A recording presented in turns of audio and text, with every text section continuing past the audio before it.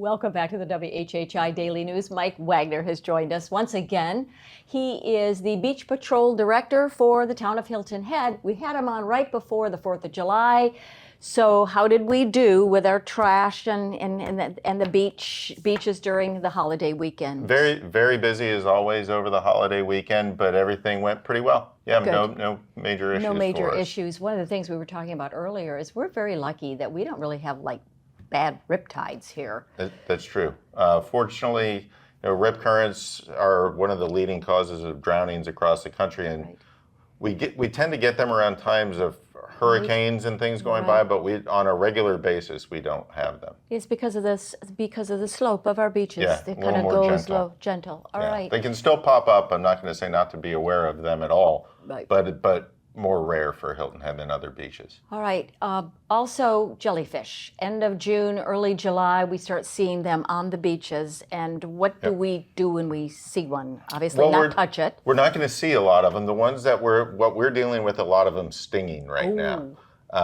So they're in the water. They're clear. You don't really tend to see them. You just feel the results. So if you do get stung, see one of the lifeguards on the beach or one of our beach patrol trucks or the rental attendants, what we're going to tell you to do is rinse it with salt water. There's a lot of wives' tales about other things to put on jellyfish, but most of the research we've looked into in our United States Life Saving Association tells rinse real well with salt water to get the stinging cells off your skin. Okay, very good. And we were, again, talking earlier about just the important work that lifeguards are about.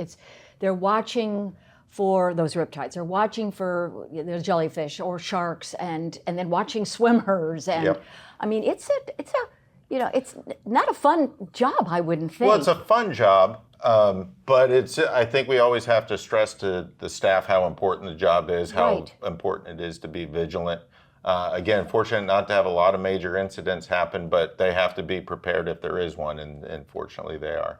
And a lot of training goes into your lifeguards. And speaking of training and competing, if you will, there's going to be a lifeguard competition in North Myrtle Beach this week. You're leaving in a few minutes. I'm leaving today. Yeah, tell us about it. So we'll be competing against probably about 13 to 15 other beach patrols from up the East Coast, from Virginia Beach down to Jacksonville Beach. A lot of different swimming events, running events, combinations of those, a lot of events where there's, somebody plays the role of a victim and has to get rescued. So yeah, we'll send a team up that's about, I think we're sending 14 people total. And it's a good time. It's good for them to kind of see the results of their hard work and their training.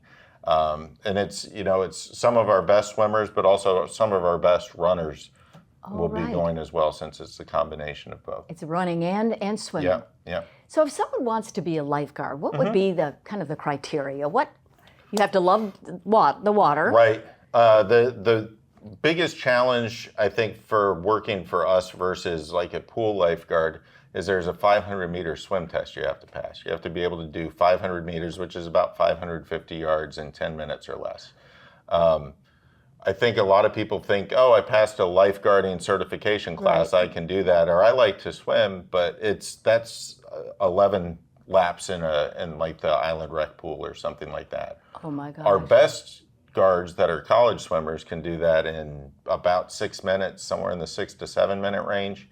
But your average, swimmer that just kind of recreationally swims, that's a tough test to pass.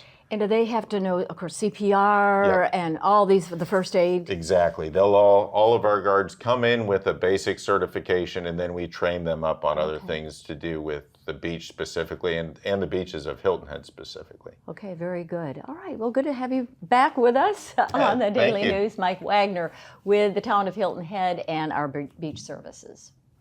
And that's a wrap for this edition of the WHHI Daily News. I'm Robyn Zimmerman. Thank you all so much for watching. Stay safe and healthy, and we'll see you next time. Bye-bye.